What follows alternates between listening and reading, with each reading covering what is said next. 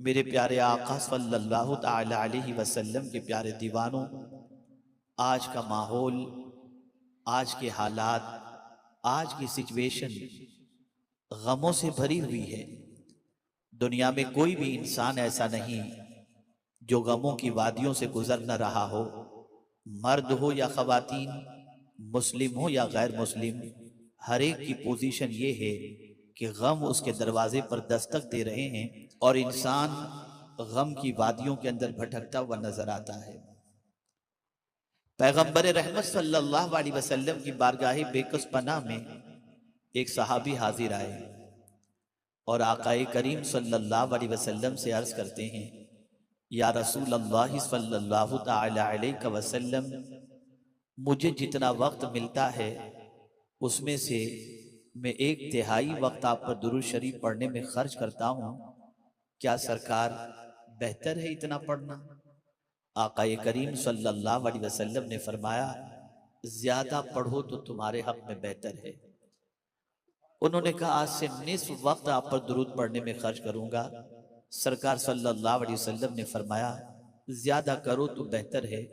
यहां तक कि उन्होंने अर्ज किया, या रसूल अल्लाह सल्लल्लाहु ताला अलैहि वसल्लम, फराइज के बाद, इबादत के बाद जो भी वक्त मुझे मिलेगा मैं आप पर दुरूद शरीफ पढ़ने में खर्च करूंगा। तो पैगंबर रहमत सल्लल्लाहु अलैहि वसल्लम ने फरमाया, अगर तुम ऐसा करो तो ये दुरूद तुम्हारे गम के इजाले के लिए काफी है। अगर तुम ऐसा करो तो ये परेशानियों से नजात के लिए काफी है और ये आखिरत के अजाब से बचने के लिए काफी है। पता चला कसरत दुरूद की बुनियाद पर अल्लाह ताला गम को भी दूर फरमाता है, परेशानियों को भी दूर फरमाता है। और सिर्फ ये नहीं कि जमीन के ऊपर की परेशानियां दूर करता है, दुरूद शरीफ ऐसा अमल है जो जमीन के ऊपर की परेशानी भी दूर करता है, जमीन के अंदर की परेशानी भी दूर करता है, मैदान महशर की परेशानी भी दूर करता है। इसीलिए हजरत मौलाना सूफी जमील रजवी साहब ने फरमाया, मैं वो सुन्नी हूँ जमील कादरी के मरने के बाद मेरा लाशा भी कहेगा अस्सलातु वस्सलाम। और मेरे प्यारे आका सल्लल्लाहु ताला अलैहि वसल्लम के प्यारे दीवानों, याद रखें और अच्छी तरीके से याद रखें, जो अपने नबी को कसरत से याद करता है, जो अपने नबी पर कसरत से दुरूद पढ़ता है, तो आला हजरत अजीमुल बरकत इमाम इश्क व मोहब्बत कहते हैं, उनके निसार कोई कैसे ही रंज में हो, जब याद आ गए हैं सब गम भुला दिए हैं। तो मेरे प्यारे आका सल्लल्लाहु अलैहि वसल्लम के प्यारे दीवानों, दुरूद शरीफ बहुत बड़ा अमल है और दुरूद शरीफ अल्लाह अज़्ज़ व जल्ल को बेपनाह पसंद है। आइए एक छोटी सी बात तवज्जो से मुताल्लिक आपको मैं समझाता हुआ चलूं। मेरे प्यारे आका सल्लल्लाहु अलैहि वसल्लम के प्यारे दीवानों, मैंने आपको दुरूद पढ़ाया, आपने दुरूद पढ़ा, आप यहाँ पर हाजिर हैं। मुमकिन है चेहरा आपका मेरी तरफ हो, चेहरा आपका सैयद साहब की तरफ हो, चेहरा आपका उलमा की तरफ हो, लेकिन ध्यान कहीं और हो, सोच कहीं और हो और तवज्जो कहीं और हो।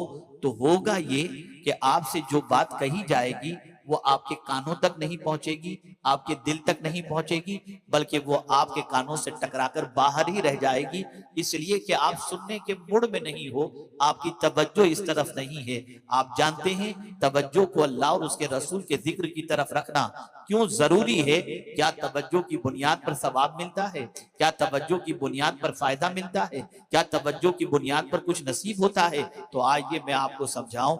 दुरूद को यूं ही पढ़े तो भी अल्लाह के रसूल की बारगाह में पहुंच जाता है, लेकिन अगर कोई शख्स आकाए करीम सल्लल्लाहु अलैहि वसल्लम पर दुरूद, हुजूर पर पूरी तरह से मुतवज्जे होकर दिल से हुजूर सल्लल्लाहु अलैहि वसल्लम की बारगाह के अंदर मुकम्मल इन्हिमाक के साथ अगर दुरूद पढ़ता है, तो उस दुरूद को खुद मुस्तफा जाने रहमत सल्लल्लाहु अलैहि वसल्लम सुन लिया करते हैं।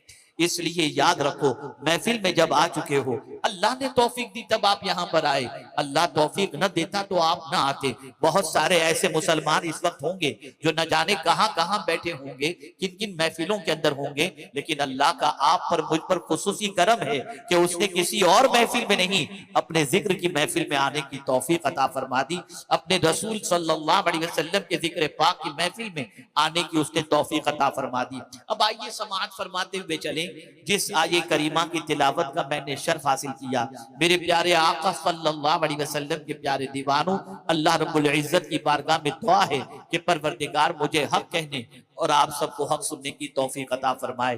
बहुत ही मुअस्सिर और पुरमग़ज़ खिताब आपने मुहिब गिरामी हजरत मौलाना सैयद अमीनुल कादरी साहब से समाअत फरमाया।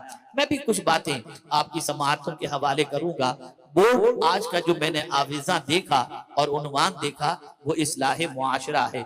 इस्लाह किस चीज की जाए, मुआशरे की इस्लाह की जाए या इंसान की इस्लाह की जाए? आइए मैं आपको समझाता हुआ चलूं।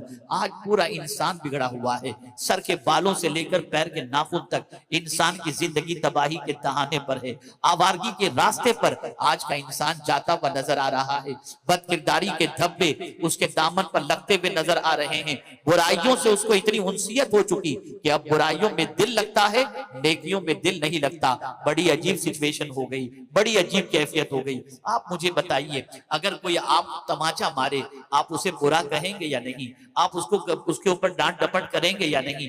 आप उससे इंतकाम लेंगे या नहीं? किसी ने आपको तमाचा मारा, उसे आप अपना दुश्मन समझेंगे, उसे दोस्त की निगाह से कभी नहीं देखेंगे। किसी ने आपकी आंख तोड़ दी, आप उसे अच्छा दोस्त नहीं समझ सकते, उसे अपना दुश्मन समझेंगे। किसी ने आपकी टांग तोड़ दी, आप उसे अपना दोस्त नहीं समझेंगे, उसे अपना दोस्त दुश्मन समझेंगे। आप इसी तरीके से अंदाजा लगाएं, वजूद आपका है, हाथ आपका, पैर आपका, आंख आपकी, जबान आपकी, कान आपके। अगर आपके इन आज़ा को कोई तकलीफ पहुंचाता है, आप उसे अपना दोस्त नहीं कहेंगे, उसे दुश्मन कहेंगे। अगर मैं कुरान की रोशनी में इस वक्त समझाना चाहूं तो मैं ये कहने में हक बजानी हूं, आज का मुसलमान खुद अपना दुश्मन बना हुआ है। आज का मुसलमान खुद अपना दुश्मन बना हुआ है।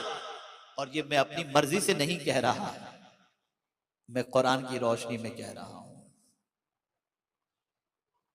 कुरान कहता है, वमन यक्सिब इस्मन फइन्नमा यक्सिबुहु अला नफ्सी।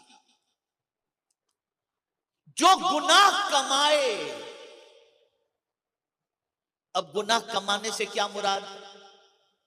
अल्लाह ने आंख दी, आपने आंख से गुनाह कमाया। अल्लाह ने हाथ दिए, हाथ से आपने गुनाह कमाया। अल्लाह ने पैर दिए, उसकी नाफरमानी की तरफ चलकर आपने गुनाह कमाए। अल्लाह ने आंख दी, गंदी चीजों को देखकर, गैर महरम को देखकर आपने अपनी आंख से गुनाह कमाया। हाथ दिया किसी मजलूम को सहारा देने के लिए, लेकिन हाथ से आपने किसी बेगुनाह को तमाचा मारा, आपने गुनाह कमाया। अपने वजूद को कानून इलाही और कानून रसूल सल्लल्लाहु अलैहि वसल्लम के खिलाफ इस्तेमाल करना, ये गुनाह कमाना हुआ। कायदा सुन लीजिए, अपने वजूद को कानून इलाही और कानून रसूल सल्लल्लाहु अलैहि वसल्लम के खिलाफ इस्तेमाल करना, ये गुनाह कमाना हुआ। अब अगर कोई आंख